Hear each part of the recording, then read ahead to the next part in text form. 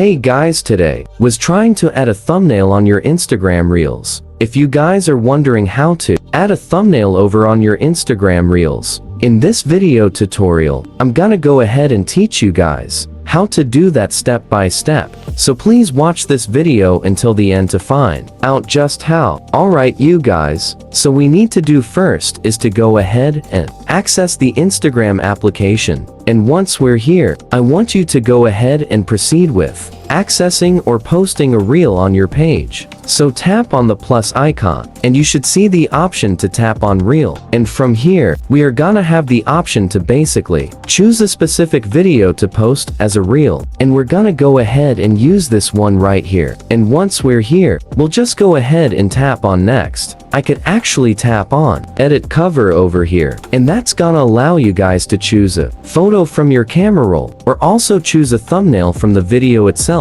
So whichever one you choose, that is how you guys could easily add a thumbnail on your Instagram reel. Just tap on done once you're done and share it once you're ready. That is all for this video. Thank you guys for watching. Please like this video and subscribe as all of you guys learned something, and I'll see you guys on the next video.